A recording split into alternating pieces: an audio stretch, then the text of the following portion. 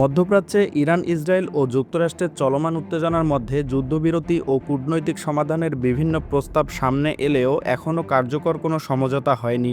বরং পাল্টাপাল্টি হামলা, হুমকি এবং কৌশলগত অবস্থান শক্ত করার প্রতিযোগিতা পরিস্থিতিকে আরও জটিল করে তুলছে। আন্তর্জাতিক গণমাধ্যমের তথ্য অনুযায়ী ইরানের দাবি, তাদের শিল্প কারখানা, জ্বালানি অবকাঠামো ও বিশ্ববিদ্যালয়গুলোকে লক্ষ্য করে ইসরায়েল ও যুক্তরাষ্ট্র হামলা চালিয়েছে। এর জবাবে ইরান এখন প্রকাশ্যে ঘোষণা দিয়েই প্রতিপক্ষের বিভিন্ন স্থাপনায় হামলা চালাচ্ছে। এর আগে ৩০ মার্চ দুপুর ১২টা পর্যন্ত যুক্তরাষ্ট্রকে সময় বেঁধে দিয়ে ইরান জানিয়েছিল, নির্দিষ্ট শর্ত পূরণ না হলে মধ্যপ্রাচ্যে অবস্থিত মার্কিন সংশ্লিষ্ট স্থাপনাগুলোতে একরে আঘাত হানা হবে। এই ঘোষণার পর থেকেই পুরো অঞ্চল জুড়ে নিরাপত্তা ব্যবস্থা জোরদার করা হয়।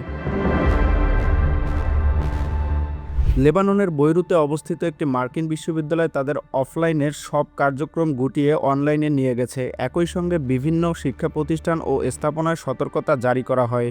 এদিকে ইসরায়েলের দক্ষিণাঞ্চলের নেগেভ এলাকায় একাধিক স্থানে ইরানি মিসাইল সরাসরি আঘাত হেনেছে বলে জানা গেছে। রামাত এলাকায় একটি রাসায়নিক কারখানায় ইরানের ব্যালিস্টিক ক্ষেপণাস্ত্র আঘাত করার পর সেখানে সম্ভাব্য রাসায়নিক ঝুঁকি তৈরি হয়। সরিয়ে নেওয়া হচ্ছে শত শত বাসিন্দাকে। পরিস্থিতি নিয়ন্ত্রণে কারখানার আশপাশ খালি করে নিরাপত্তা বেষ্টনী গড়ে তোলে ইসরায়েল সিভিল ডিফেন্স। অন্যদিকে কুয়েতের একটি লবণাক্ত পানি পরিশোধন কেন্দ্রে হামলার ঘটনায় একজন নিহত হওয়ার খবর পাওয়া গেছে। যুদ্ধ শুরুর পর এই ধরনের স্থাপনায় একটি প্রথম সবচেয়ে বড় হামলা বলে জানিয়েছে সংশ্লিষ্ট কর্তৃপক্ষ। একই সময় সৌদি আরব, কাতার ও সংযুক্ত আরব আমিরাত সহ বিভিন্ন দেশে মার্কিন সংশ্লিষ্ট প্রতিষ্ঠানে বিস্ফোরণের শব্দ শোনা গেছে, যা ঘোষণা দিয়ে ইরানের নিখুঁত হামলার সক্ষমতা প্রমাণ বহন করছে। সেই সাথে ইরাকের বাগদাদ ও এলবিরে অবস্থিত মার্কিন ঘাঁটিগুলোতেও ইরানপন্থী মিলিশিয়াদের হামলার খবর মিলছে। এতে কিছু স্থাপনা সরাসরি ক্ষতিগ্রস্ত হয়েছে বলে খবর পাওয়া যায়। তবে ইয়েমেন থেকে ইসরায়েলের দিকে ছোড়া কিছু ক্ষেপণাস্ত্র দেশটির প্রতিরক্ষা ব্যবস্থায় ভূপাতিত করা হয়েছে। চলমান এসব হামলার মধ্যে সবচেয়ে গুরুত্বপূর্ণ ঘটনা, সম্প্রতি ইরানের সরাসরি ক্ষেপণাস্ত্রে আঘাতে ধ্বংস করা হয়েছে যুক্তরাষ্ট্রের ৩০ সেন্ট্রি মডেলের অত্যন্ত গুরুত্বপূর্ণ কমান্ডো কন্ট্রোল রাডার বিমান। আর এই ঘটনার পরেই মধ্যপ্রাচ্যের চলমান উত্তেজনা বৃদ্ধির পাশাপাশি তৈরি হয়েছে নতুন কৌশলগত সংখ্যা।